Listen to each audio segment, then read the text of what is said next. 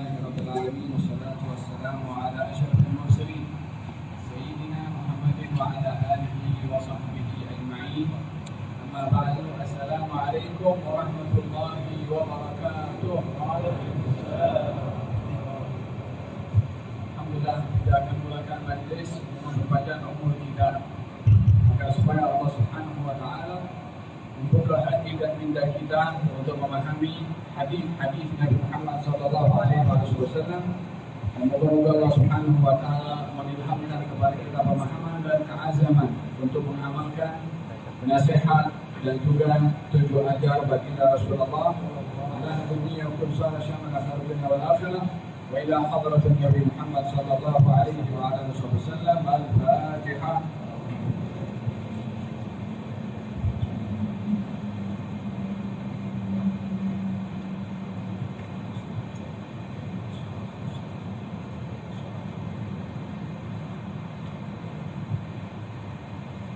Bismillahirrahmanirrahim. Nawaina al-ta'lim wa tadhakkar wa tadhkir an-naf'a wal-intifa' wal-ibada wal-istifada wal-hath 'ala tamassuki bi kitabillah wa sunnati nabiyhi wa dalalati ila al-khair wa du'a ila al-huda wa ittiba' mardatillah wa qurbihi wa thawabihi. Amin Allahumma amin. Sebelum saya mulakan pembacaan hadis Riyadhus Shalihin, dimaklumkan kepada saya ada beberapa soalan yang dihantar bulan lepas yang belum dijawab. Yang pertama adalah apakah itu tarekat Alawiyah dan apakah amalan khususiyah amalan tarekat Alawiyah.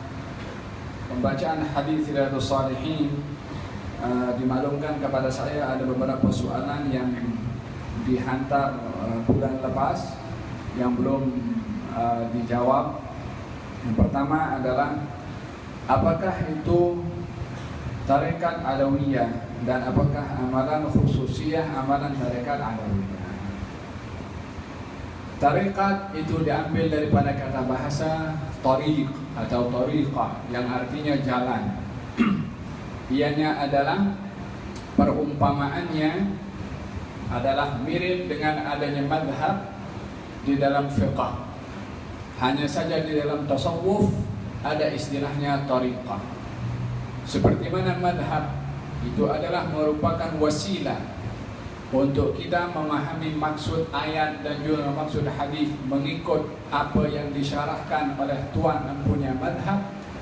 Demikian juga tariqah adalah cara kerohanian di dalam perjalanan seseorang itu mendekatkan dirinya kepada Allah melalui jalan ulama yang membuat cara mendekatkan diri kepada Allah Subhanahu wa taala. Makanya dalam masalah tariqah ini ada berbagai macam nama bergantung kepada siapa yang membuat atau meletakkan konsep dalam tarekat itu. Sebagaimana madhab, kita ada Syafi'i, kita ada Hambali, kita ada Maliki, kita juga ada Hanafi. Dalam tarekat kita ada tarekat Syadili, ada tarekat Alawi umpamanya, dan tarekat Idrisi dan seterusnya. Maka dalam hal ini penamaan itu bergantung kepada siapa yang membuat konsep di dalam tarekat itu sendiri. Tariqah pecahan daripada at-tasawuf. Seperti mana madhab adalah pecahan daripada fiqh.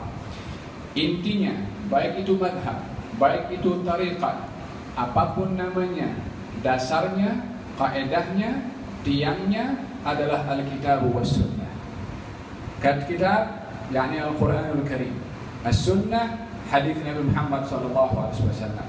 Kata Junaid ibn Muhammad, seorang imam besar tasawuf, mengatakan, kalau kamu tengok orang boleh berjalan di atas laut, tak tenggelam, atau dia berjalan di atas angin atau di atas awan, tak jatuh, jangan kamu dulu melihat kepada orang itu hebat sebelum perbuatannya diukur dulu dengan kitab dan sunnah. Kalau perbuatannya bercanggah dengan Quran, hatta terbang di atas, hatta jalan di atas laut tak tenggelam. Kalau bercanggah dengan Al-Quran dan juga Sunnah, fa'alam annahu kadzab, maka dia adalah pendusta. Faham? Ini iman kepada at-tasawuf yang mengatakan bahwasanya dasar kepada ilmu tasawuf dan daripadanya adanya tariqah, apapun nama tariqahnya, kalau bercanggah dengan kitab, bercanggah dengan sunnah Nabi sallallahu alaihi wasallam, maka ianya tidak boleh dipakai. Karena yang menjadi teras kepada kita adalah perkara-perkara yang bertepatan dengan Al-Quran dan juga hadis Nabi Muhammad sallallahu alaihi wasallam. Demikian Abu Yazid Al-Bustami mengatakan demikian, apa saja perkara yang ada dalam pegangan namanya apa saja mesti dinilai dengan nama kitab dan sunnah. Adapun namanya tariqah alawiyah yang dibawa oleh ulama yang datang daripada Hadramut, nisbah kepada seorang bernama Alwi bin Ubaidillah bin Ahmad bin Isa Al-Muhajir. Daripada keturunannya yang datang membawa berdakwah dengan pegangan tariqatnya, sehingga ramai daripada umat manusia mendapatkan hidayah dan memeluk kepada agama Islam. Apakah tarikat mereka? Alawiyah. 5. Tonggak daripada tarikat Alawiyah ada 5 perkara. Yang pertama adalah ilmu daripada sumber yang benar dengan sanad yang muttasil sampai kepada Nabi SAW. Yang kedua adalah amal sesuai dengan ilmu yang didapat. Yang ketiga adalah ikhlas di dalam ilmunya, di dalam amalnya. Yang keempat adalah al-khawf, takut kepada Allah Subhanahu wa taala. Yang kelima adalah al-wara. Ini 5 tiang kepada tariqah alawiyah yang ianya adalah lebih concern kepada masalah ilmu dan juga amal serta keikhlasan dan juga rasa takut kepada Allah dan juga sifat wara. Yang kelima-lima perkara ini tak seorang pun daripada orang muslim yang biasa apalagi lagi orang alim yang tidak sepakat dengan 5 perkara ini. Ilmu perkara yang penting, amal mesti sebagai buah daripada ilmu itu amal. Ikhlas adalah merupakan perkara yang menjadi syarat sahnya ibadah seseorang. Al-khawf itu adalah perintah Allah Subhanahu wa taala untuk kita takut kepada Allah, dan juga sifat wara yang ini adalah merupakan zinatus salihin, hiasan kepada orang-orang yang saleh, yaitu mempunyai sifat wara. Lebih kurang itu berkenaan dengan masalah soalan yang pertama. Soalan yang kedua, lebih kurang itu berkenaan dengan masalah soalan yang pertama. Soalan yang kedua, apakah hukum jika makan di sebuah restoran yang menjual arak, tetapi si fulan itu sekedar makan makanan yang dijual yang tidak mengandungi bahan arak atau khinzir? Mohon penjelasan. Alangkah baiknya kalau tempat yang kita nak makan itu adalah tidak ada perkara-perkara yang dibenci oleh Allah Subhanahu wa taala. Cari restoran yang di dalamnya adalah tidak ada perkara yang dibenci oleh Allah, baik itu khamar ataupun yang lainnya. Soalan yang ketiga, soalan saya mengenai hijrah. Adakah dipanggil hijrah jika kita bertukar kerja kerana susah untuk beribadah? Apakah tahap yang membolehkan kita menukar pekerjaan dan kitab-kitab apa yang baik untuk kita baca tentang sahabat-sahabat? Al-hijrah mempunyai 2 makna. Makna yang pertama adalah berhijrah daripada darul kufri ila dari iman. Berhijrah daripada tempat kekufuran yang kita tidak boleh beribadah di situ kepada dari iman, kepada tempat yang kita boleh beribadah kepada Allah Subhanahu wa taala. Ini hijrah pernah berlaku di zaman Rasulullah dan berlaku beberapa kali. Hijrah ke Habasyah 2 kali. Nabi pernah berhijrah ke Taif, yang pada asalnya adalah berhijrah ke kota Madinah Al-Munawwarah. Kemudian setelah kota Mekah itu ditaklukkan oleh baginda Rasulullah, maka baginda bersabda, la hijrata ba'da fath. Tidak ada lagi keistimewaan hijrah setelah kota Mekah itu jatuh ke tangan kaum muslimin, walakin jihadul niyah, akan tetapi yang ada adalah jihad dan juga niat. Ini makna pertama daripada hijrah, daripada tempat kekufuran yang kita tidak boleh beribadah di situ kepada tempat di mana kita boleh selesai beribadah. Dan hukum ini adalah berterusan bila mana seseorang mendapati tidak bebas untuk beribadah kepada Allah, tak boleh untuk beribadah kepada Allah, maka perlulah orang itu untuk berhijrah. Adapun makna yang kedua daripada hijrah adalah apa yang telah juga disebutkan oleh baginda Rasulullah sallallahu alaihi wasallam. Beliau bersabda, al-muhajir man hajara ma nahallahu anhu. Orang yang berhijrah adalah orang yang meninggalkan apa saja yang dilarang oleh Allah Subhanahu wa taala. Itu juga namanya muhajir, yakni orang yang berhijrah, meninggalkan dosa. Faham tu? Termasuk daripada bahagian hijrah, orang berhijrah daripada jalan yang baik kepada yang lebih baik. Itu pun berhijrah juga dalam amal. Ada orang berhijrah daripada yang tidak baik perbuatannya kepada perbuatan yang baik, pun juga bahagian daripada al-hijrah.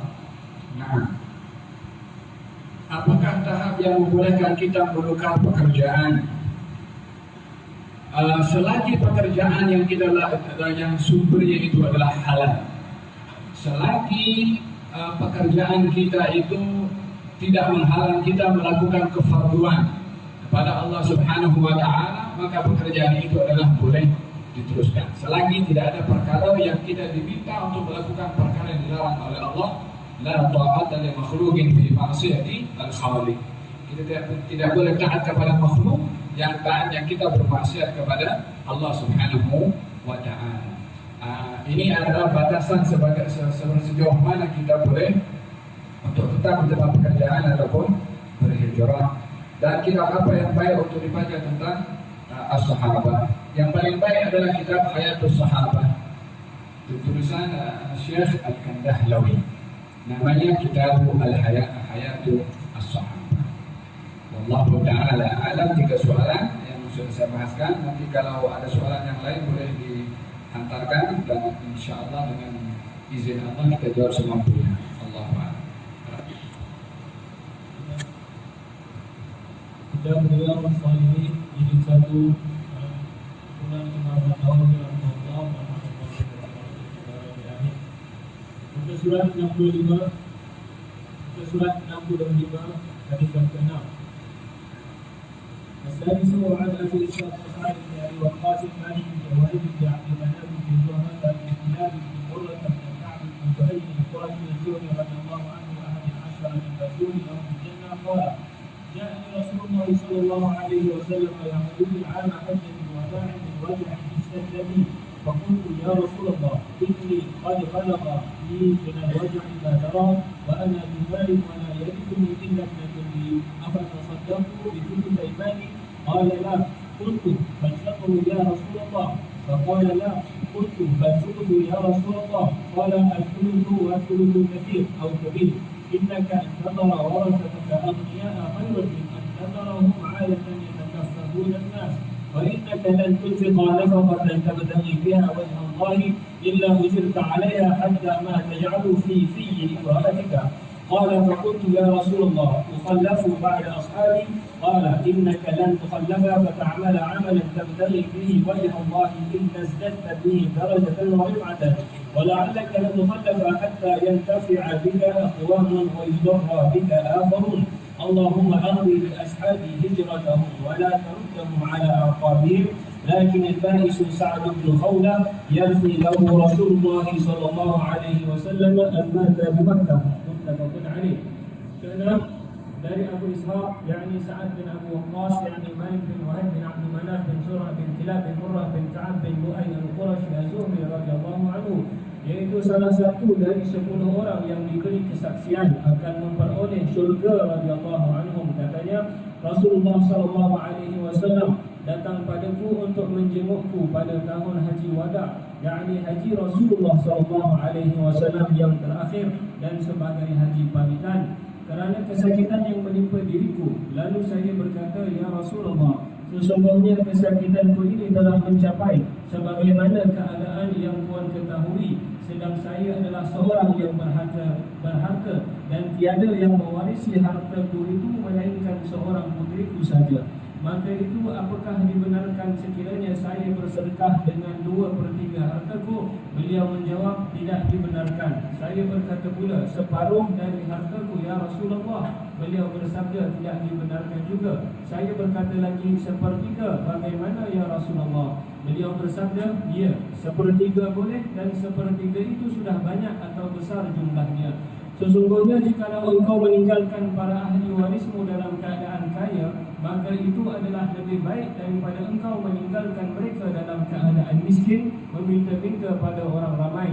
Sesungguhnya tiada sesuatu nafkah yang engkau berikan dengan niat untuk mendapatkan keredaan Allah, melainkan engkau pasti akan diberi pahalanya, sekalipun sesuatu yang engkau berikan itu untuk makanan istrimu. Abu Ishaq meneruskan huraiannya. Saya berkata lagi, apakah saya ditinggalkan di Mekah setelah kepulangan sahabat-sahabatku itu? Beliau menjawab, sesungguhnya engkau itu tiada ditinggalkan. Kemudian engkau melakukan suatu amalan yang engkau maksudkan untuk dapatkan keredaan Allah, melainkan engkau malahan bertambah darajat dan keluhurannya. Barangkali sekalipun engkau ditinggalkan kerana usia masih panjang lagi, tetapi nantinya akan ada beberapa kaum yang dapat memperoleh kemanfaatan dari hidupmu itu, yakni sesama kaum muslimin, baik manfaat duniawi atau ukhrawi. Dan akan ada kaum lain yang memperoleh bahaya dengan sebab masa hidupmu tadi, yakni kaum kafir, sebab menurut riwayat Abu Ishaq ini tetap hidup sampai pembebasan Iraq dan lainnya. Maka ia diangkat sebagai gubernur di situ dan ia menjalankan hak dan keadilan. Ya Allah, sempurnakanlah pahala untuk sahabat-sahabatku dalam hijrah mereka itu, dan janganlah engkau balikkan mereka pada tumitnya, yakni menjadi murtad kembali sepeninggalnya nanti. Tetapi yang miskin, iaitu rugi, ialah Sa'ad bin Khawlah. Rasulullah SAW merasa sangat kasihan padanya sebab ia mati di Mekah. Muttafaq alaih. Hadis yang ke-6 diriwayatkan daripada Sa'ad bin Abi Waqqas, salah seorang sahabat Nabi sallallahu alaihi wasallam yang 10 yang dijamin untuk masuk syurga. Artinya yang diberi berita gembira oleh baginda Rasulullah untuk masuk ke dalam syurga. Nabi menyebutkan terdapat beberapa sahabat baginda Rasulullah sallallahu alaihi wasallam yang diberitakan oleh Nabi untuk masuk syurga walaupun masih berada di dunia. Di antaranya adalah Sa'ad bin Abi Waqqas. Di antaranya adalah Bilal ibn Rabah. Baginda Rasulullah ketika Isra dan Mi'raj mendengar suara langkah kaki Bilal berjalan di hadapan baginda Rasulullah di syurga. Kemudian Nabi ketika balik ke bumi berjumpa dengan Bilal, bertanya, "Ya Bilal, aku pergi Isra Mi'raj, yakni berjalan di syurga, aku mendengar suara langkah kaki engkau di syurga. Apa amalan yang kamu buat sehingga aku mendengar suara langkah kaki kamu di sana?" Katanya, "Ya Rasulullah, tidak pernah saya batal air sembahyang kecuali saya ambil wudu dan saya sholat 2 rakaat. Sentiasa menjaga wudu dan menjaga sholat sunnah wudu, maka itu yang disukai oleh Allah. Innallaha yuhibbut tawwabin wa yuhibbul mutatahhirin." Allah suka kepada orang yang suka bertaubat dan suka bersuci. Ini salah seorang mereka yang mendapat berita gembira adalah Bilal bin Abi Rabah. Dan juga beberapa sahabat Nabi selain daripada 10 orang, ada beberapa orang. Kata baginda Rasulullah satu hari mengatakan, akan datang kepada kamu sebentar lagi seorang penghuni surga. Datang seseorang itu selain daripada 10 orang yang disebutkan oleh Nabi. Kemudian Nabi mengatakan akan datang kepada kamu seorang penghuni surga, orang yang sama semalam datang. Maka Abdullah ibn Amr ingin tahu amalan apa yang dibuat oleh orang ini sehingga Nabi beritahukan dia penghuni surga sementara berjalan di atas muka bumi. Maka baginda Rasulullah, Abdullah bin Amr datang ke rumah orang ini ingin tahu amal apa yang dibuat sehingga Nabi beritahukan dia penghuni surga. Maka ketika dilihat sehari, 2, 3 hari, tak nampak ada apa amalan yang istimewa dilakukan oleh orang ini. Bahkan Abdullah bin Amr lagi banyak amal ibadahnya. Maka hari ketiga dia bertanya kepada orang tersebut, apa amal kamu buat sehingga Nabi beritahukan engkau penghuni syurga? Maka dia menjawab, tidak pernah aku tidur kecuali aku berdoa kepada Allah, mengatakan, ya Allah, aku bersedekah dengan kehormatan aku kepada orang yang maki aku, yang umpat aku, yang buat jahat kepada aku, yang zalim, aku maafkan semuanya. Yakni tidur dalam keadaan hatinya tidak menyimpan perkara-perkara yang dendam, benci, dengki kepada orang lain. Maka kata Abdullah bin Amr, dengan hati yang seperti ini, dengan sifat yang seperti ini, Nabi memberitakan kalau kamu adalah penghuni syurga, walaupun dia adalah sahabat biasa. Diriwayatkan namanya Abu Dhamdam, tak termasuk daripada 10 orang. Artinya selain daripada 10 orang itu, ada beberapa orang sahabat Nabi juga yang diberitakan oleh Rasulullah untuk mendapat berita gembira untuk masuk syurga. Tetapi dalam satu hadis yang Nabi sebutkan 10 orang masuk syurga, dalam satu kali salah seorang daripada mereka adalah Sayyidina Sa'ad bin Abi Waqqas.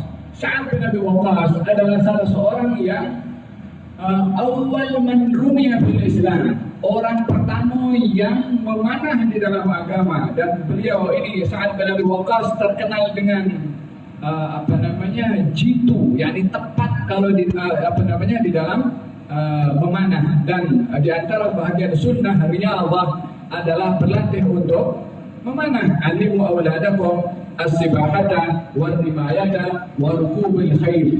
Ajarkan kepada anak-anak kamu berenang, memanah, dan juga menunggangi kuda, karena kesemuanya itu bahagian daripada wasail di dalam jihad fi sabilillah. Maka salah satu daripada perkara yang disuruh oleh Nabi SAW adalah memanah. Bahkan baginda Rasulullah pun terkadang menghadiri bila mana ada perlombaan memanah kalangan para sahabat. Nabi pun kadang-kadang tengok juga. Kalau ada perlombaan onta ataupun kuda, terkadang Nabi pun tengok juga. Sehingga satu hari ada sahabat membuat macam perlombaan kompetisi untuk memanah. Maka ada salah seorang daripada mereka yang berdaftar sebagai peserta memanah itu daripada keturunan daripada satu kabilah yang kabilah itu dikenali dengan pandai ketika memanah. Baginda Rasulullah ketika tengok kepada orang sedang berlomba memanah, Nabi bersabda, irmi fa inna abakum rami. Panahlah dengan tepat, sesungguhnya ayah kamu itu adalah pemanah yang tepat. Yakni Nabi menyuruh, yakni memberikan sokongan lah, supporter lah kalau boleh sekarang ini. Kalau ada orang perlombaan bola sepak atau semua ada masing-masing ada punya supporter. Maka baginda Rasulullah SAW mengatakan kepada pemanah ini, irmi fa inna abakum rami. Panahlah dengan betul, sesungguhnya ayah kamu adalah pemanah yang betul. Maka setelah orang itu memanah, peserta-peserta yang lain yang join di dalam perlombaan memanah tak mau memanah. Kalau pasal tak mau memanah, ya Rasulullah, engkau sokong orang itu. Macam mana pun lawan orang yang kau sokong. Maka baginda pun mengatakan, irmu fa ana ma'akum. Kamu semua panah, aku sokong kamu semua. Secara adil semua, tak ada yang jelas. Hakada Rasulullah SAW ketika memberikan sokongan kepada perbuatan memanah itu sendiri sebagai satu riyadhah yang pada masa yang sama adalah sunnah Nabi SAW. Salah seorang yang punya kepakaran dan keahlian di dalam memanah adalah Sa'ad bin Abi Waqqas, dan beliau adalah salah satu-satunya seorang pemanah yang Nabi mengatakan kepada Sa'ad bin Abi Waqqas, fidaka abi wa ummi, aku korbankan ibu dan ayahku, panahlah kamu dengan betul. Yani satu penghormatan yang didapat oleh Sa'ad bin Abi Waqqas. Nabi bersumpah. Sumpah ini bukan sumpah yang wallahi yang menggunakan nama Allah, bukan. Dia maksudnya dia menunjukkan kesungguhan. Kukorbankan ayah dan ibuku, panahlah dengan betul. Maka Sa'ad bin Abi Waqqas bangga dengan Nabi mengatakan kukorbankan ayah dan ibuku sebagai penghormatan yang didapat oleh Sa'ad bin Abi Waqqas daripada kata-kata Nabi sallallahu alaihi wa ala alihi wasallam. Hada rawi Sa'ad bin Abi Waqqas. Katanya datang kepada saya Rasulullah Shallallahu Alaihi Wasallam menziarahi saya sementara saya berada dalam keadaan sakit. Hakul muslim alal muslim khamsatun. Hak orang Islam dengan orang Islam ada 5. Yang pertama, raddut tahiyyah, menjawab salam. Yang kedua, wa ijabatun da'wah, menjawab jemputan. Yang ketiga, wa tasyi'ul janazah, mengikuti jenazah. Yang keempat, wa iyadatul marid, menziarahi orang sakit. Yang kelima, wa tashmitul 'atis idza hamidallah, menjawab orang yang bersin bila mana dia mengucap alhamdulillah, dijawab yarhamukallah. Kalimat yarhamukallah itu hak orang yang bersin kalau mengucap alhamdulillah. Ada 5 tadi Nabi sebutkan. Hak orang Islam dengan orang Islam, salah satunya adalah iyadatul marid, menziarahi orang sakit. Baginda Rasulullah menunjukkan juga menunaikan apa yang menjadi hak antara orang Islam ketika sakit diziarahi oleh Nabi sallallahu alaihi wasallam. Dalam hadis al-Qudsi fadilah menziarahi orang sakit, baginda Rasulullah bersabda daripada Allah Subhanahu wa taala, katanya, "Abdi, maridtu wa lam tazurni." Wahai hambaku, aku sakit engkau tak jenguk aku. Kata hamba mengatakan, "Ya Rabb, bagaimana engkau sakit sementara engkau adalah Tuhan? Macam mana ada Tuhan sakit?" Kata Allah menjawab, "Tidakkah kamu tahu kalau kamu menziarahi hambaku yang sakit, kamu akan dapati aku di sana?" Yani artinya apa? Menziarahi yang sakit itu adalah orang dirahmati oleh Allah dan doanya mustajab. Fahim dong. Walihada orang kalau menziarahi orang sakit, selain mendoakan kepada yang sakit mendoakan kepada yang menjenguk, karena doanya orang sakit mustajab. Apa doa orang sakit? Kalau kita menziarahi kepada orang sakit, kita mengatakan tahur insyaallah, tahur insyaallah. Semoga Allah mensucikan engkau. Artinya apa? Sakit itu, dugaan itu terkadang adalah untuk mengangkat derajat seseorang, terkadang untuk menghapus dosa seseorang. Maka kita bila mana menziarahi orang sakit, jangan tanya apa kabar, banyak cakap, sudahlah sakit, banyak cakap lagi sakit nanti. 1 orang 5 menit, 5 orang, 10 orang, 5 menit sudah 50 menit, tak rehat-rehat itu orang sakit. Menziarahi orang sakit adalah merehatkan, mendoakan kepada si sakit, dan juga tidak banyak untuk menyusahkan kepada yang sakit. Walihada tidak digalakkan menziarahi orang sakit lama-lama. Jangan sempang banyak-banyak, sebab orang sakit memerlukan kepada rehat. Di antaranya doa yang dibaca oleh Nabi kalau menziarahi orang sakit, Allahumma rabban nas adhib anhu al-ba'as, ishfi anta syafi, wa'afi anta al-mu'afi, la shifaa illa shifaa'uk, shifaa'an la yughadiru saqaman wa la alama. Itu doa untuk diberikan kepada orang yang sakit. Kurang-kurang kalau tak hafal doa itu dalam bahasa Melayunya tak apa. Yang penting ketika menziarahi orang sakit, adabnya adalah mendoakan kepada si yang sakit. Walihada baginda Rasulullah menziarahi Sa'ad bin Abi Waqqas. Maka dalam keadaan ziarahnya Sa'ad bin Abi Waqqas, Sa'ad bin Abi Waqqas bertanya kepada baginda Rasulullah sallallahu alaihi wasallam. Katanya, "Ya Rasulullah, engkau melihat bagaimana keadaanku sekarang ini." Yakni sakitnya sakit tenang, sakitnya sakit keras.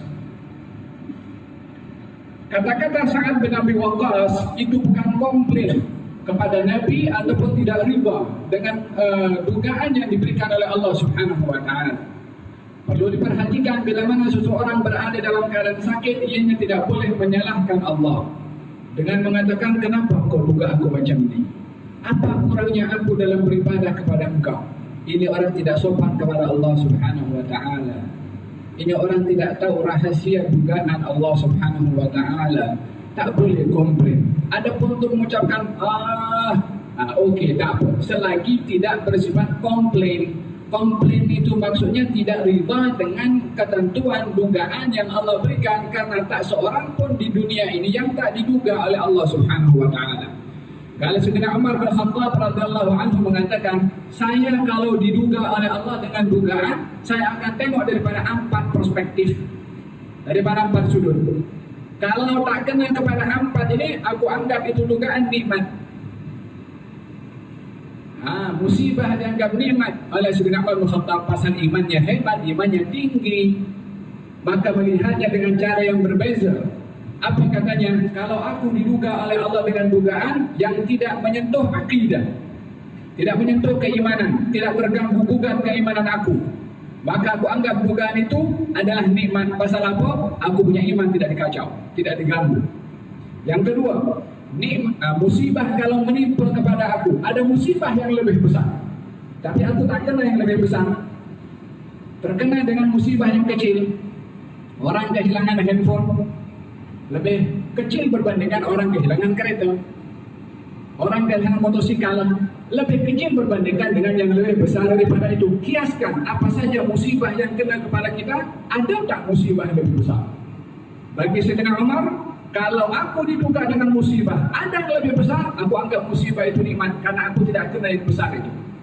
Dan yang ketiga, kalau aku diduga oleh Allah Subhanahu wa taala, aku diberikan ridha, yakni dapat menerima, aku anggap itu musibah adalah nikmat sebab aku dianugerahi dengan boleh menerima.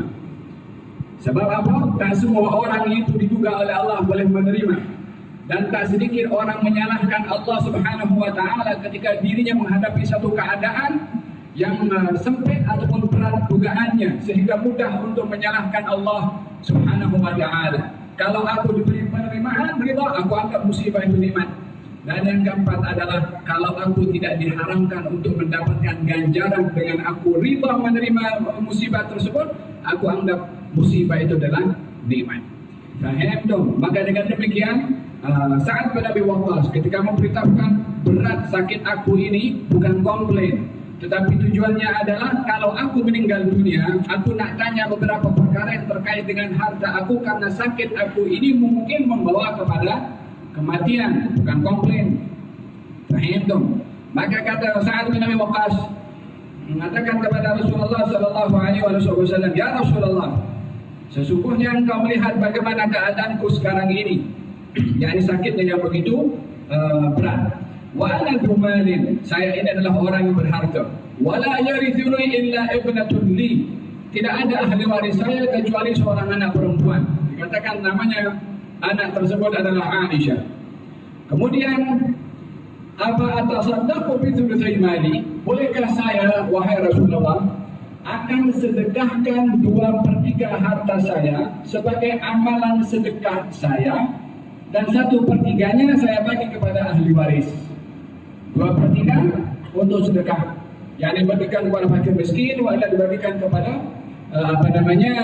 amal-amal yang lain, amal jariah.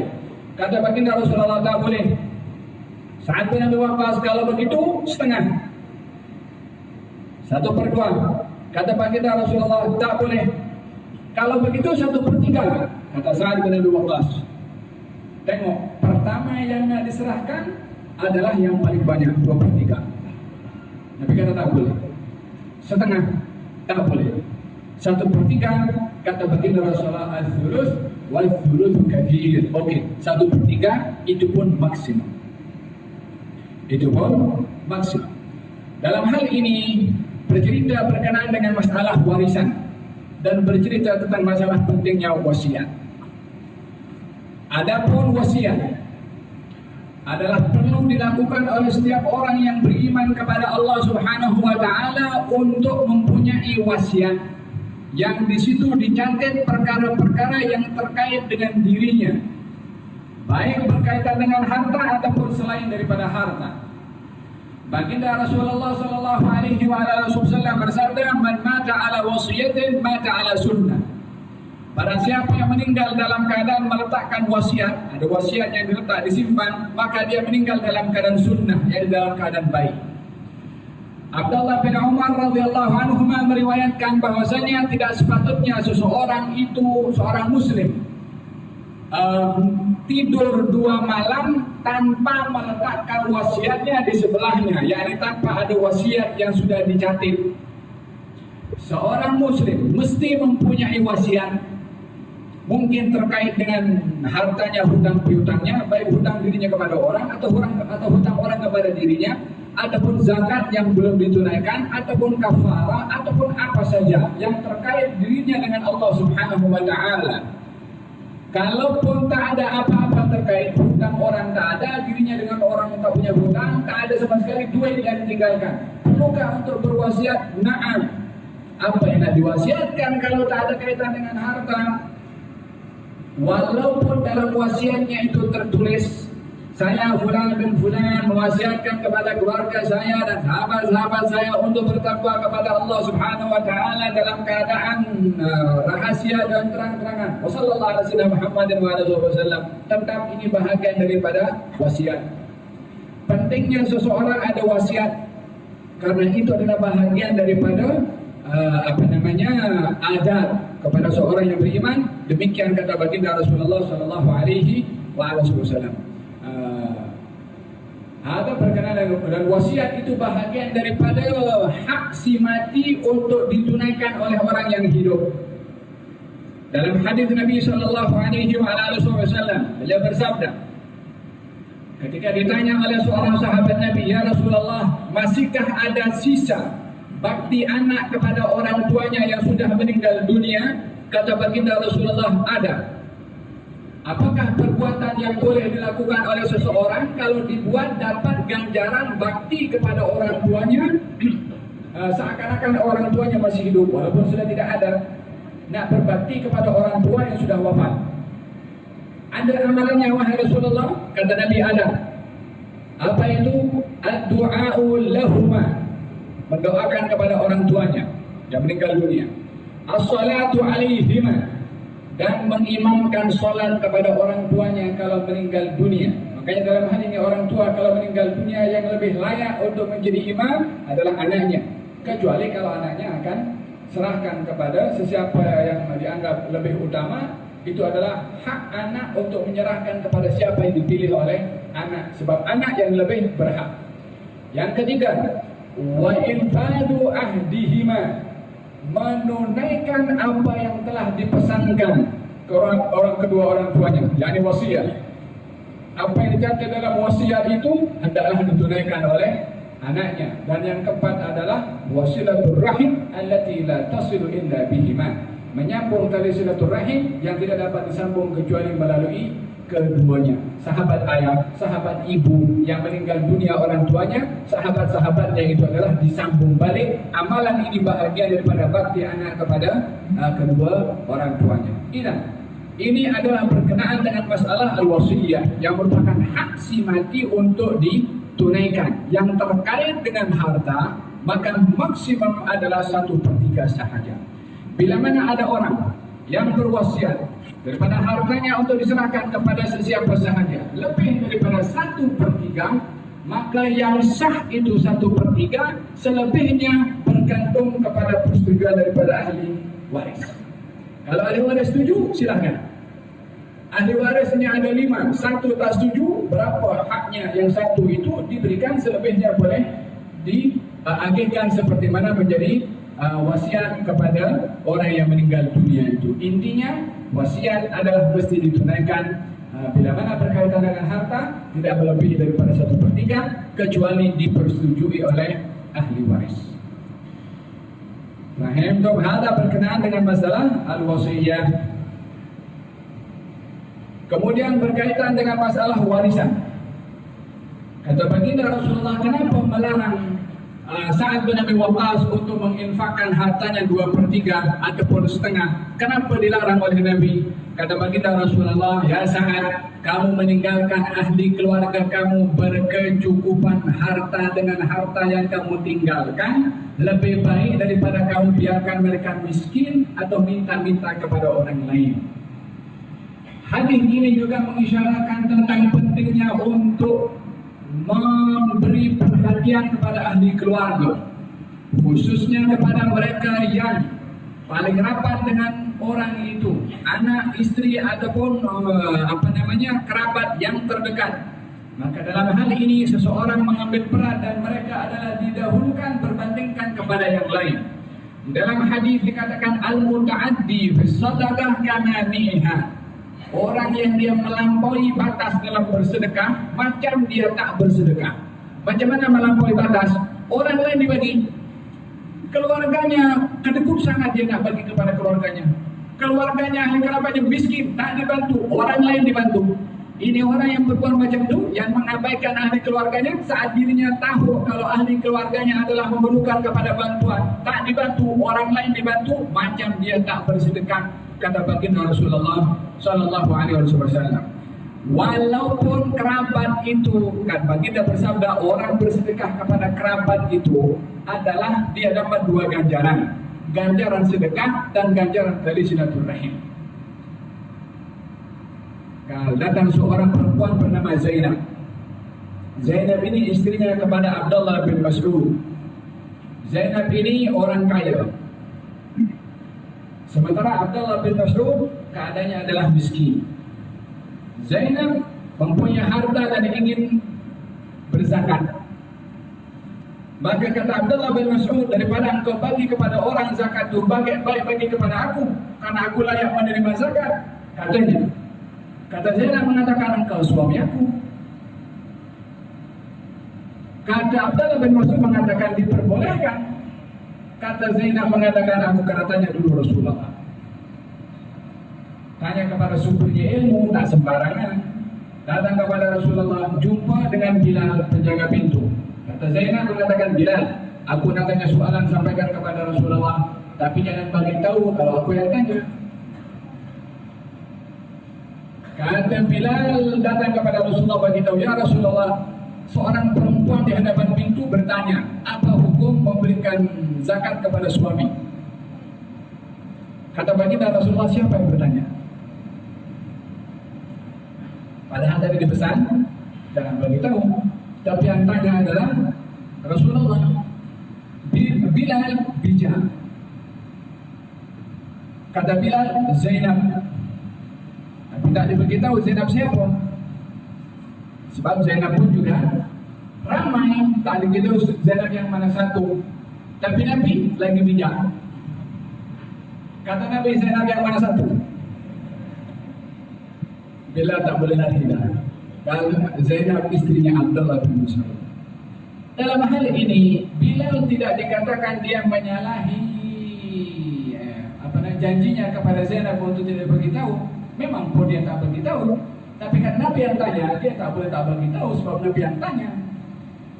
Maka kata Nabi beritahu kepada dia, dia dapat dua ganjaran. Ganjaran zakatnya dan ganjaran tali silaturahimnya. Walaupun kerabat yang akan diberi sedekahnya itu kerabat yang suka bikin pasal. Jangan melihat kepada kerabat walaupun dia bikin pasal, tetap mereka adalah lebih berhak untuk diberikan perbandingan kepada orang lain. Yang mengikat kita dengan kerabat yang bikin pasal itu Allah Subhanahu wa taala juga. Kita lahir adik-beradik dengan si fulan, kerabat dengan si fulan, bukan kita nak pilih aku nak kerabat dengan orang baik-baik saja. Tapi dah lahir macam tu dah terkait, maka ini adalah merupakan satu ketetapan yang Allah sudah berikan yang mesti kita jaga. Lihatlah dikatakan bahwasanya orang yang dikatakan mulia dan baik bila mana bersedekah dengan orang kerabat yang suka mengganggu kepada orang itu. Faham tu? Sebab ta'amulnya melihat kepada siapa kita berta'amul, bukan kepada orang itu, yakni berlawan kepada Allah Subhanahu wa taala. Faham tu? Lihatlah dikatakan di sini, kamu meninggalkan ahli keluarga kamu berkecukupan harta, lebih baik daripada kamu biarkan mereka miskin dan meminta-minta kepada orang lain. Di dalam Al-Quran Al-Karim Allah Subhanahu wa taala pun juga berfirman yang melarang kepada mereka yang ingin menulis macam wasiat ataupun ingin berpesan jangan kamu biarkan ahli keluarga dan anak-anak atau keturunan kamu dalam keadaan miskin dengan harta yang kamu ada. Artinya berikan mereka itu cukupnya dan sekeperluannya. Tapi pada masa yang sama bukan bermakna orang yang berharta itu tak boleh bersedekah, karena sedekahnya itu juga adalah untuk dirinya. Maka dalam hal ini dibenarkan untuk disedekahkan. Wasiat yang ingin diwasiatkan adalah maksimum 1/3, selebihnya itu adalah untuk ahli waris. Akan tetapi Di dalam berwasiat dengan wasiat yang berkaitan dengan harta, hendaklah terlebih dahulu ditunaikan yang wajib. Yang wajib adalah hutangnya. Yang wajib adalah perkara yang terkait dengan pengebumiannya, maka diambil daripada harta si mati. Yang wajib adalah zakatnya. Kalau harta itu belum ditunaikan zakatnya, ahli waris jangan berebut dulu. Tengok dulu wasiatnya. Tulis apa itu orang yang meninggal dunia dah keluarkan zakat tahun ini atau belum. Kalau belum mengeluarkan zakat, maka hendak dikeluarkan zakatnya terlebih dahulu, baru diagihkan kepada ahli waris. Kalau tidak, maka dalam hal ini ahli waris mengambil harta si mati yang di situ ada hak kaum fuqara dan masakin. Kalau ahli waris tak tahu, maka tak ada hukum bagi ahli waris. Tapi siapa yang tanggung? Yang mati akan tanggung. Kenapa tidak dicatat sementara itu adalah hak kepada fakir miskin? Faham dong? Wahakala perkara terkait dengan masalah hadis ini, masalah ziarah orang sakit, mendoakan kepada orang sakit. Tak boleh mengeluh kepada Allah Subhanahu wa taala dengan sakit. Komplain maksudnya kepada Allah Subhanahu wa taala. Dan juga masalah wasiat yang ada berkaitan juga masalah memberikan perhatian yang lebih kepada ahli keluarga. Faham dong? Dalam Al-Quran Al-Karim Allah Subhanahu wa taala berfirman dalam surat An-Nur. Dalam surat An-Nur, "Wala ya'tali ulul fadli minkum was-sa'ati ay yu'tu ulil qurba." Janganlah sekali-kali orang yang mempunyai kelebihan dalam harta bersumpah untuk tidak memberi kepada ahli kerabat. Ayat ini turun kepada Sayyidina Abu Bakar As-Siddiq radhiyallahu anhu wa ardhah ketika mengatakan kepada salah seorang keluarganya yang bernama Mistah, yang Mistah itu tergelincir lisannya untuk mentuhmah putri Sayyidina Abu Bakar As-Siddiq, yang mana Mistah itu yang berbuat demikian, nafkahnya yang bagi makan kepadanya Sayyidina Abu Bakar. Tapi pada masa yang sama dia pun tergelincir dengan mentuhmah putri Sayyidina Abu Bakar As-Siddiq, istri Rasulullah SAW. Maka Sayyidina Abu Bakar mengatakan, "Wallahi, demi Allah, aku tak akan bagi lagi kepada dia. Peruntukannya tak akan diteruskan." Dengan bersumpah, "Wallahi, aku tak akan bagi lagi kepada dia." Turun firman Allah Subhanahu wa taala, "Wala ya'tadilul fadli minkum wasati ulul qurba." Jangan sekali-kali orang yang ada kelebihan harta dan keluasan bersumpah untuk tidak memberikan kepada kaum kerabat. Tidak mau kamu mendapatkan pengampunan dari Allah? Kata Allah. Kata Sayyidina Abu Bakar ketika dibacakan ayat itu kepada Sayyidina Abu Bakar oleh Rasulullah, katanya, "Ya Rasulullah, saya nak pengampunan Allah Subhanahu wa taala." Disambung balik pemberiannya kepada Mistah tadi itu, dan dia membayar kafarah sumpah yang awalnya bersumpah tak nak bagi, dibayar kafarah oleh Sayyidina Abu Bakar Siddiq, diberikan. Diteruskan pemberian kepada siapa? Kepada family yang bikin pasar. Sebab kenapa Sayyidina Abu Bakar memberikan terus? Janji Allah, tak mau ke kamu dapat ampun dari Allah? Sayyidina Abu Bakar mengatakan, saya nak itu ampun, itu yang datang daripada Allah. Tak kisah sama dia. Perbuatan orang itu akan tanggung kepada Allah Subhanahu wa taala. Walihada pentingnya seseorang mengambil berat tentang hubungan tadi silatu ar-rahim. La yadkhul jannata qati' rahim. Tak akan masuk surga orang yang memutuskan pertalian tali silatu ar-rahim. Tayyib. Kemudian nasihat Rasulullah SAW kepada Sa'ad bin Abi Waqqas. Ya Sa'ad, sesungguhnya kamu tidak menginfakkan infak tabtaghi biha wajh Allah. Yang kamu hendakkan dalam infak kamu itu kerana Allah. Bab ini berkaitan dengan ikhlas. Maka disentuh di sini atau diletakkan oleh Imam Nawawi dalam bab al-ikhlas karena disentuh berkenaan dengan adab di dalam bersedekah, yaitu al-ikhlas. Nafkah yang atau sedekah yang disedekahkan tanpa ada ikhlas, maka sedekah itu ganjarannya terbatal. La tubtilu shadaqatikum bil manni wal adha. Jangan kamu batalkan ganjaran pahala sedekah kamu dengan al-man. Apakah al-man? Orang yang mengorek ihsannya kepada orang lain. Aku dah bagi kepada engkau, aku dah banyak kali tolong kepada engkau, aku. Nah, dia korek, dia tunjuk apa dia dah buat kepada orang. Ini al-man. Perbuatan Perbuatan ini membatalkan sedekah orang bersedekah tadi. Kalau dia korek sedekahnya kepada orang. Yang kedua, al-adha. Apakah al-adha? Kata-kata yang menyakiti perasaan orang yang diberi. Memberi kepada orang, tapi lidahnya tak boleh diam. Lagi-lagi kamu datang kepada aku, macam ada orang lain yang kau minta kepada aku.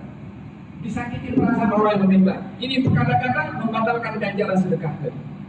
Nah, maka dalam hal ini sedekah mesti ikhlas. Tak ada hengki-pengki. Ikhlas kerana Allah Subhanahu wa taala. Faham? Walihada dikatakan tabdaghi biha wajh Allah. Kamu kalau bersedekah mengharapkan ikhlas kepada Allah Subhanahu wa taala, illa ujirta 'alaiha. Kamu pasti akan diganjar oleh Allah Subhanahu wa taala. Artinya apa? Sa'ad bin Abi Waqqas tadi nak bersedekah 2/3. Tapi Nabi larang. Sebab kepentingan ahli keluarga patut didahulukan berbandingkan kepada orang lain. Lalu Nabi memberikan harapan. Kalau kamu berazam nak memberikan sedekah sebanyak itu juga kerana Allah Subhanahu wa taala, walaupun tidak diberikan sebanyak itu, kamu diganjar juga oleh Allah Subhanahu wa taala. Pentingnya di dalam niat dan juga ikhlas. Pentingnya apa? Niat dan juga al-ikhlas. Sedekahnya tak disedekahkan tapi niatnya ada. Niatnya diiringi dengan ikhlas. Illa ujirta 'alaiha. Kamu wahai Sa'ad akan diganjar walaupun kamu tak bersedekah sebanyak itu. Kalau betul-betul kamu nak bersedekah dengan niat dan ikhlas sebanyak itu, engkau juga diganjar oleh Allah Subhanahu wa taala. Faham tu? Hakata berkaitan perkara terkait dengan masalah al-ikhlas di dalam amal, baik itu di dalam bersedekah ataupun di dalam berhijrah. Gerak hadis yang berikutnya. Surat yang ke-67, hadis yang ke-7. As-sabiq wa an Abi Hurairah Abdurrahman bin Sakhr radhiyallahu anhu qala qala Rasulullah sallallahu alaihi wasallam inna Allah la yanzuru ila ajsamikum wa la ila suwarikum walakin yanzuru ila qulubikum wa a'malikum. Ketujuh, dari Abu Hurairah yaitu Abdurrahman bin Sakhr radhiyallahu anhu, katanya Rasulullah sallallahu alaihi wasallam bersabda, sesungguhnya Allah Taala itu tidak melihat kepada tubuh badanmu, tidak pula bentuk rupamu, tetapi Dia melihat kepada hati-hatimu sekalian. Nah, hadis yang ketujuh diriwayatkan daripada Sayyidina Abu Hurairah. Hadis yang ketujuh diriwayatkan daripada Sayyidina Abu Hurairah. Abu Hurairah adalah gelaran yang diberikan oleh Rasulullah kepada Sayyidina Abu Hurairah. Sebab Abu Hurairah itu Abu, itu dalam bahasa Arab namanya kunyah, gelaran kepada seseorang. Kalau dimulakan dengan Abu atau Ummu, itu namanya kunyah. Ya, Abu Hurairah. Hurairah itu kucing kecil. Abu Hurairah mengatakan, aku digelari oleh Rasulullah Abu Hurairah, yakni bapa kucing, disebabkan oleh kerana satu hari dia kemana-mana pergi bawa kucing. Kata baginda Rasulullah, kalau begitu kamu adalah Abu Hurairah, yakni bapa kepada kucing. Maka itulah yang dikenali kepada Abu Hurairah lebih daripada namanya. Namanya ahli hadis berbeza pandangan nama sebenar Abu Hurairah 35 nama. Daripada tak dikenalnya nama sebenar berbandingkan kepada gelarannya. Kalau gelarannya semua orang tahu Abu Hurairah, tapi namanya macam-macam, yang muktamad ada Abdurrahman bin Sakhr, tapi ada nama-nama yang lain. Tapi Abu Hurairah tak ada perbezaan, adalah nama yang diberikan oleh Rasulullah kepada Sayyidina Abu Hurairah. Beliau adalah orang yang memperjuangkan dirinya dengan mujahadah untuk menerima hadis Nabi Muhammad SAW. Tahan lapar, tahan tidur hanya untuk mendengarkan apa hadis Nabi, sehingga beliau meriwayatkan lebih kurang 5.374 hadis dalam masa 5 atau 4 tahun. Beriman kepada baginda Rasulullah SAW, beriman peperangan Khaybar pada tahun ke-6 daripada hijrahnya Nabi Muhammad SAW. Nabi meninggal pada awal tahun 11, yang lebih kurang antara 4-5 tahun. Beriman kepada Rasulullah, paling banyak meriwayatkan hadis daripada baginda Rasulullah. Sebab apa? rajin bertanya, rajin untuk mencari ilmu daripada Nabi sallallahu alaihi wasallam. Dan hakada Abu Hurairah, sehingga dikatakan satu hari aku ini lapar sangat. Orang menganggap aku ini macam terkena penyakit sawan, yakni berguling-guling karena menahan lapar. Orang pun tekan kepada aku karena takut mengamuk, padahal aku tak ada sawan atau tak ada apa, hanya tahan lapar. Sehingga satu hari aku keluar daripada daripada masjid nak cari orang boleh jemput aku untuk makan. Baik aku pergi keluar, jumpa dengan Sayyidina Abu Bakar As-Siddiq. Ada Sayyidina Abu Bakar, baik atau minta jadi jemput oleh Sayyidina Abu Bakar. Tapi nak minta terus jemput aku, malulah. Maka dia gunakan hilah.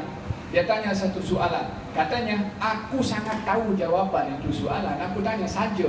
Supaya apa? Supaya ada pembuka pembicaraan untuk dipersila datang ke rumahnya, boleh dihidangkan makanan. Tak taunya hanya dijawab saja oleh Sayyidina Abu Bakar Siddiq tanpa dipersilakan, sebab tak tahu maksudnya. Abu Hurairah tanya kepada Sayyidina Umar, sebiji sama juga dilayan, diberikan jawaban sahaja. Sehingga jumpa dengan Rasulullah aku tak boleh cakap dusta. Ditanya apa setelah aku lapar. Nah, dibawa oleh Nabi SAW ke rumahnya. Ada segelas susu. Kemudian baginda Rasulullah SAW ketika membawa susu, Abu Hurairah dah seronok. Ini susu boleh bagi dua, aku dengan Rasulullah SAW. Pasal hanya secawan sahaja. Bagi dua masih okey lah. Kata baginda Rasulullah, Abu Hurairah, itu ashabus suffah di belakang panggil semua datang sini untuk minum susu bersama. Lebih kurang 70 orang, keadaannya sebiji sama dengan Abu Hurairah, lapar semua. Abu Hurairah, Allah ini panggil 70 orang juga semuanya lapar. Tapi ini perintah Rasulullah, mereka pun juga dipanggil oleh Abu Hurairah. Lepas daripada itu, susu itu bukan susu yang hanya satu cawan. Nabi suruh Abu Hurairah untuk tuangkan kepada semua. Abu Hurairah berharap dia orang minum yang pertama, tapi justru dia yang disuruh kasih minum kepada 70 orang itu. Kata Abu Hurairah, khalas dah tak dapat lagi susu secawan, macam mana ada 70 orang. Maka dah, fadal Ustaz Hasbi, fadal.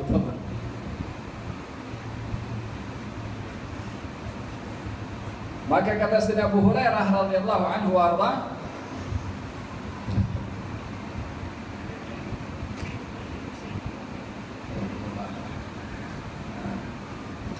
Abu Hurairah mengambil susu itu dan dituangkan satu demi satu. Katanya tak berkurang itu susu daripada secawan yang aku terima daripada Rasulullah SAW. Abu Hurairah ketika menuangkan itu, sakil qaum akhiruhum syurban. Orang yang menuang itu mesti yang last sekali minum. Jadi Abu Hurairah ketika disuruh untuk bagi tuang, tak mungkin dia minum sendiri, sebab adabnya yang tuang, yang last minum.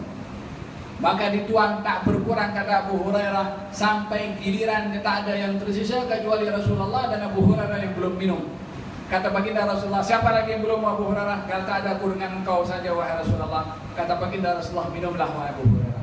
Kata Abu Hurairah, engkau dulu. Kata baginda Rasulullah, kamu dulu. Diminum sikit oleh Abu Hurairah, disebabkan tak mau habis karena Nabi belum minum sikit. Kata Nabi, minum lagi Abu Hurairah. Diminum lagi Abu Hurairah. Diletakkan balik, diserahkan kepada Rasulullah. Kata Nabi, minum lagi wahai Abu Hurairah. Berkali-kali Nabi suruh Abu Hurairah minum, sampailah sekali, ya Rasulullah, la ajidu lahu maslakan. Ya Rasulullah, dah tak ada ruang nak lalu, ini susu dah full, dah sampai di sini. Kata Abu Hurairah mengatakan kepada baginda Rasulullah sallallahu alaihi wasallam. Subhanallah, mujahadahnya Abu Hurairah ketika mencari ilmu amat luar biasa, sehingga dengan semangat tersebut mendapatkan apa yang dicita-citakan daripada sekian banyak hadis yang diriwayatkan oleh Sayyidina Abu Hurairah radhiyallahu anhu wa arda. Naam, katanya qala Rasulullah sallallahu alaihi wa ala alihi wasallam, inna Allah la yanzuru ila suwarikum wala yanzuru ila ajsamikum wala ila suwarikum walakin yanzuru ila qulubikum. Allah tidak pandang kepada tubuh badan dan kepada rupa. Yang dipandang oleh Allah Subhanahu wa taala adalah hati. Pandangan yang dimaksudkan di sini adalah rahmat yang akan diberikan oleh Allah Subhanahu wa taala kepada seseorang. Di dalam Al-Quranul Karim, Allah Subhanahu wa Ta'ala menyebutkan golongan yang tidak dipandang oleh Allah, tidak diberi ruang untuk bercakap oleh Allah Subhanahu wa Ta'ala, tidak disucikan oleh Allah, dan akan dihukum oleh Allah Subhanahu wa Ta'ala dengan azab yang begitu pedih. Ada kalimat la yanzur, Allah tidak tengok kepada golongan tersebut. Artinya kalau tidak dipandang oleh Allah, tiada harapan untuk mendapatkan pengampunan dari Allah Subhanahu wa Ta'ala. Ini makna daripada ancaman kepada orang yang tidak dipandang oleh Allah. Tapi dalam hadis ini bukan berarti pandangan di sini adalah pandangan yang dijelaskan tadi, tidak. Akan tetapi pandangan yang dimaksudkan di sini adalah Allah Subhanahu wa Ta'ala menitik beratkan rahmat dan ridhanya kepada orang yang beramal dengan tulus di dalam hatinya dan ikhlas. Adapun perbuatan tubuh badan ataupun rupa yang begitu indah, handsome ataupun cantik, bukan menjadi nilai kepada seseorang untuk dipandang ridha dan rahmat oleh Allah Subhanahu wa Ta'ala. Tidak. Walihada dalam hadis Nabi sallallahu alaihi wasallam datang seseorang, "Ya Rasulullah, saya ini suka bersedekah." Sedekah itu ibadah. Saya bersedekah, sedekah itu ibadah. Saya bersedekah ikhlas karena Allah Subhanahu wa Ta'ala. Ikhlas adalah merupakan syarat sahnya ibadah. Tapi pada masa yang sama, saya mahu saya punya perbuatan itu dilihat oleh orang. Ikhlas juga, tapi saya mahu orang lain tahu juga. Apa kata baginda Rasulullah? Membaca akhir ayat daripada surat Al-Kahf yang saya dah jelaskan dalam beberapa kelas yang lalu. "Faman kana yarju liqa rabbih falyamal 'amalan shalihan wa la yusyrik bi ibadati rabbih ahada." Siapa orang yang nakkan ganjaran dari Allah Subhanahu wa Ta'ala nanti di akhirat, beramallah dengan amal yang soleh. Jangan menyekutukan dalam amal yang soleh itu dengan sesiapapun bersama dengan Allah Subhanahu wa Ta'ala. Teluskan niat karena Allah Subhanahu wa Ta'ala, Anda akan mendapatkan fadilah daripada amal tersebut. Dan ikhlas ini bukan perkara yang mudah. Lihat kalau bersedekah untuk ikhlas, bersedekah senyap-senyap. Tapi kalau bersedekah senyap-senyap, jangan bagi tahu pula kepada orang. Dan tak jadi senyap kalau diberitahukan kepada orang lain. Walihada dikatakan orang di antara 7 golongan orang dilindungi oleh Allah, orang yang berinfak dengan tangan kanannya, tangan kiri tak tahu. Maknanya apa? Sembunyi di dalam bersedekahnya. In tubdu sadaqati fa ni'ma hiya wa in tukhfuha wa tu'tuha al-fuqara fa huwa khairun lakum. Kalau kamu bersedekah dengan terang, itu adalah perkara yang baik. Tapi kalau kamu sembunyikan, lagi baik. Faham dong, sebab yang sembunyi lebih hampir kepada al-ikhlas. Faham dong. Ada berkenaan dengan pertama, dengan hadis yang ke-7 daripada Sayyidina Abu Hurairah. Nabi bersabda, kalau Allah tidak melihat kepada seseorang tubuh badannya, sejauh mana amalnya, sejauh mana perbuatannya, dan Allah tidak tengok kepada rupanya, sejauh mana rupa itu bersih ataupun tidak, yang dipandang oleh Allah Subhanahu wa Ta'ala adalah hatinya. Rubba ash'ab albar madfu'un bil abwab law aqsam 'ala Allah la abarra. Mungkin saja kamu tengok orang itu kusut masai, rambutnya tak disikat, pakaiannya kotor, orang tengok mungkin nampak jijik. Tapi kalau dia itu berdoa kepada Allah, doanya dikabulkan oleh Allah Subhanahu wa Ta'ala. Disebabkan hatinya bersih. Walaupun nampak luarannya adalah tidak nampak kemas ataupun nampak kusut masai. Berapa banyak orang yang nampak kemas zahirnya di dalamnya rosak. Lebih baik daripada orang yang lebih afdal, orang yang nampak kusut masai tapi dalamnya bersih. Karena itu dipandang oleh Allah Subhanahu wa Ta'ala. Sibukkan kita untuk membersihkan yang di dalam, yang luaran ini akan dibersihkan oleh Allah Subhanahu wa Ta'ala. Gerak.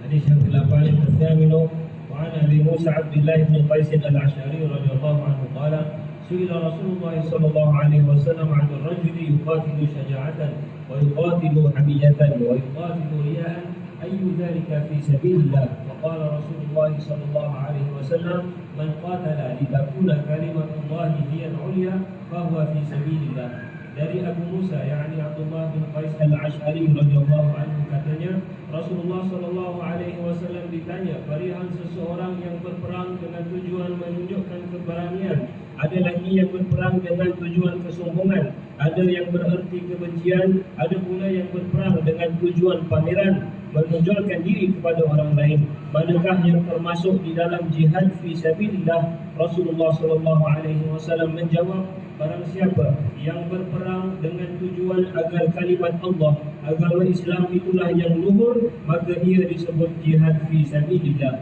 Nah, hadis yang ke-8 diriwayatkan daripada Sayyidina Abu Musa Abdullah bin Qais Al-Ash'ari Al-Yamani, daripada negeri Yaman. Abu Musa Abdullah namanya Al-Ash'ari, berasal daripada negeri Yaman. Digelari dengan Al-Ash'ari. Al-Ash'ari, yakni Ash'ar daripada rambut, disebabkan oleh kerana Abu Musa ketika lahir banyak rambut pada tubuh badannya, maka digelari dengan Al-Ash'ari. Salah satu daripada keturunan Abu Musa Al-Ash'ari adalah Abu Hasan Al-Ash'ari yang kita berpegang dalam akidah Asy'ariyah. Keistimewaan yang didapat oleh Abu Musa Al-Ash'ari daripada Rasulullah adalah pujian Nabi kepadanya karena mempunyai suara yang begitu indah. Kalau membaca Al-Quranul Karim, maka baginda mengatakan laqad utita mismaran min mazamir ali Daud. Kamu ini diberi keindahan suara seperti mana keindahan suara Nabi Allah Daud alaihi wa ala nabiyina afdhalus salatu wassalam. Nabi Allah Daud kalau baca kitab Zabur itu burung-burung pun hinggap mendengarkan bacaan Sayyidina Daud alaihi salam. Abu Musa juga mempunyai suara yang indah, sehingga baginda mengatakan kau mempunyai suara yang indah seperti mana suara Nabi Allah Daud alaihi wa ala nabiyina salatu wassalam. Ada Abu Musa Al-Ash'ari. Beliau meriwayatkan, ditanya baginda Rasulullah SAW tentang seseorang yang berperang karena nak tunjuk keberanian, atau berperang untuk nak melindungi semata-mata, nak tunjuk kekuatan melindungi keluarganya, ataupun riak.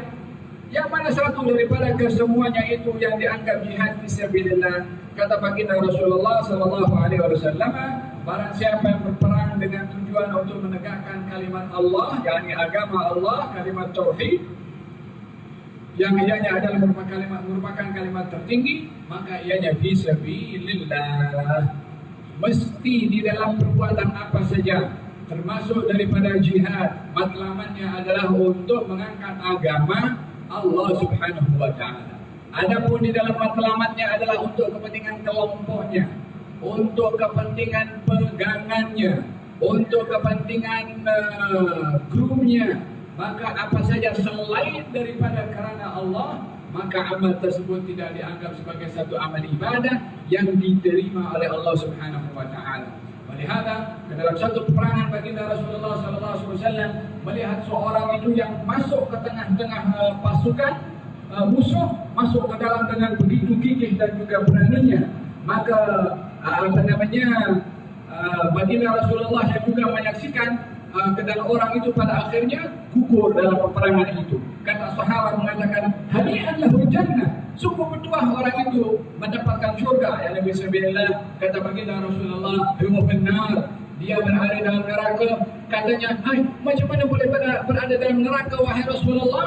Nah, coba pergi tengok. Maka dilihat ternyata orang itu ketika masuk dalam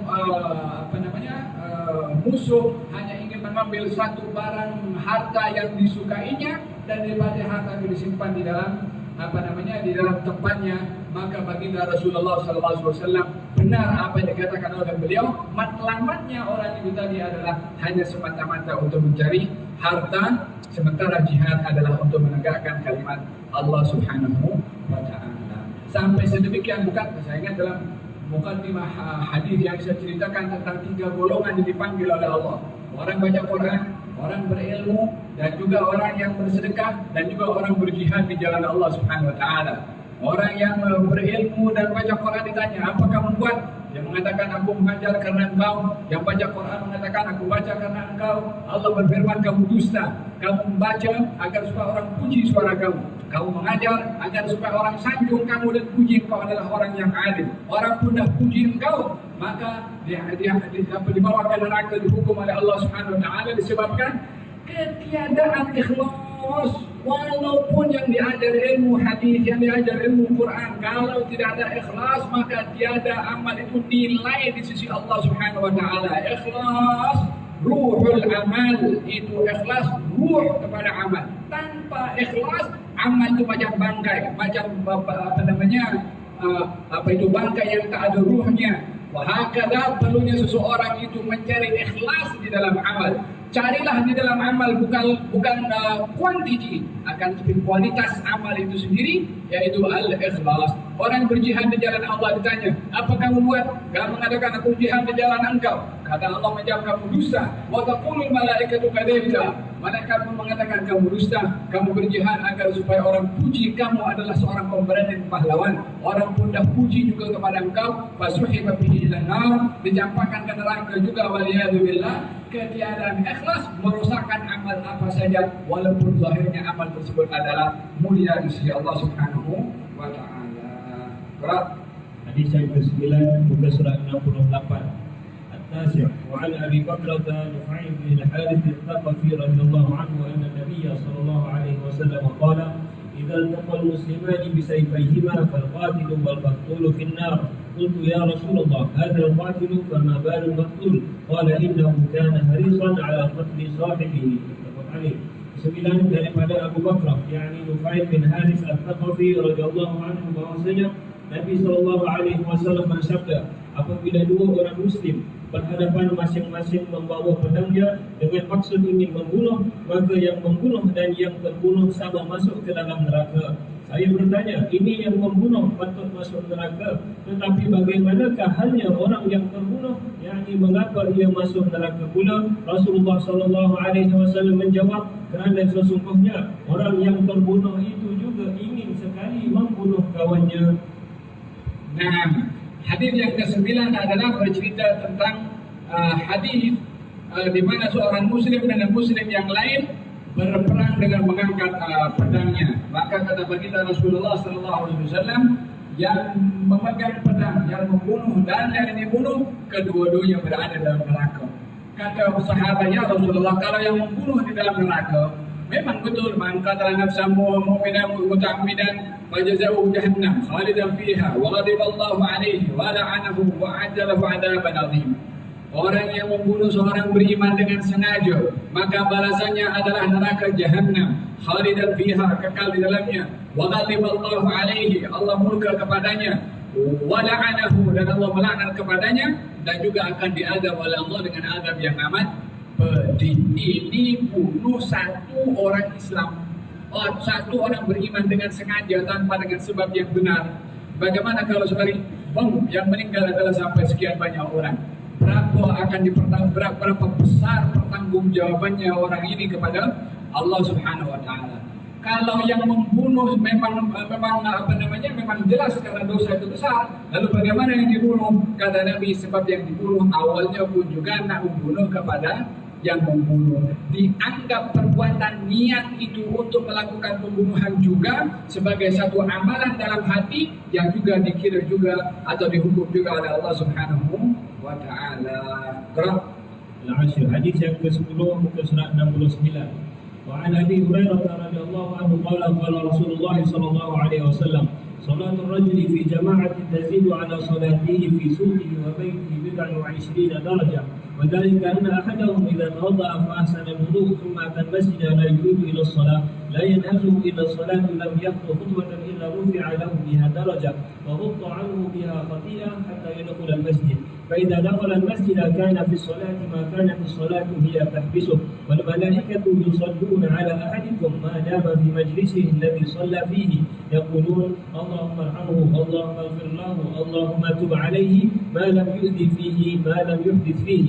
وهذا لفظ مسلم. وقوله صلى الله عليه وسلم ينهزه وهو بالفتح الياء والهاء وبالزاي أي يخرجه وينهضه. Kesepuluh dari Abu Hurairah radhiyallahu anhu, katanya Rasulullah sallallahu alaihi wasallam bersabda, salatnya seseorang lelaki dengan berjamaah itu melebihi salatnya di pasar atau rumahnya. secara sendirian atau munfarid dengan 20 lebih, iaitu 23 sampai 29 tingkat darjatnya.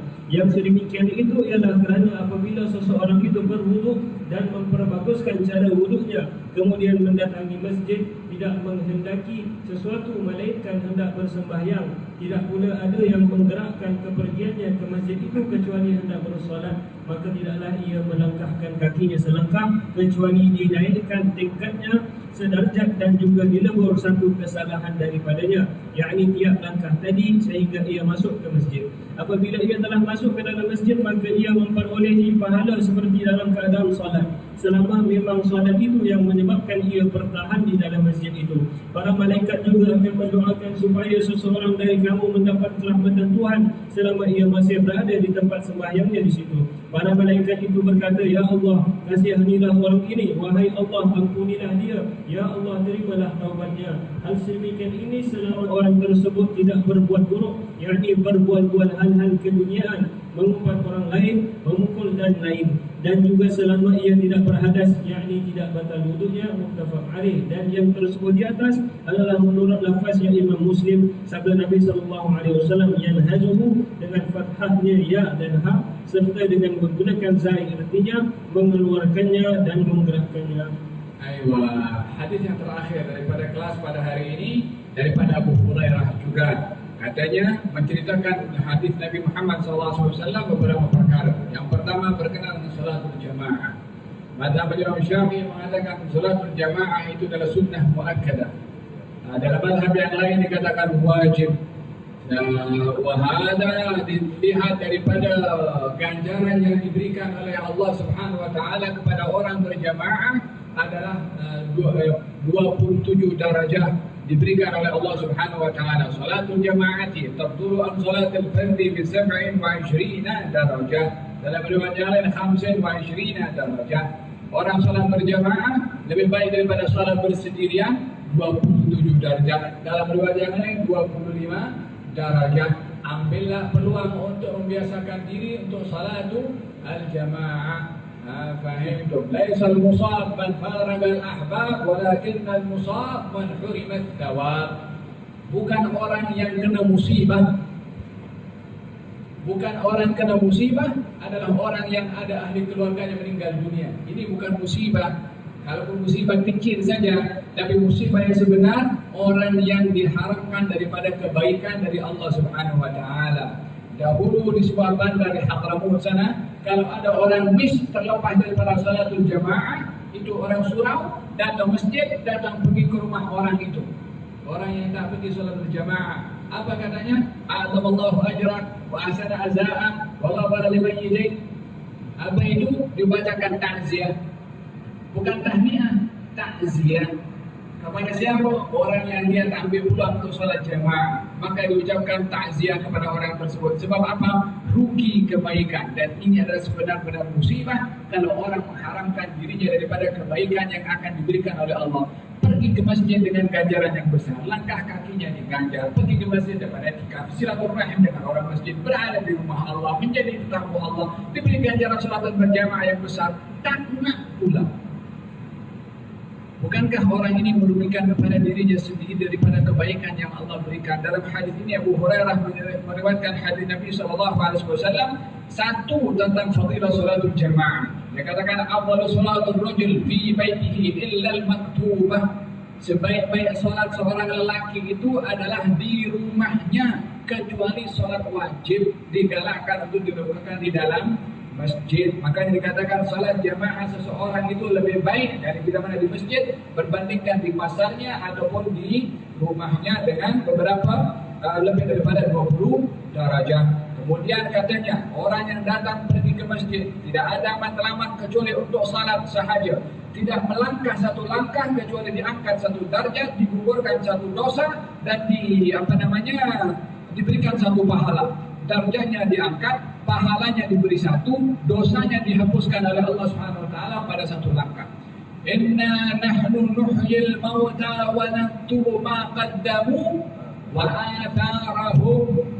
Kami Allah yang menghidupkan orang-orang mati dan mencatat amal perbuatan kamu, termasuk athar. atharahum. Apa athar itu?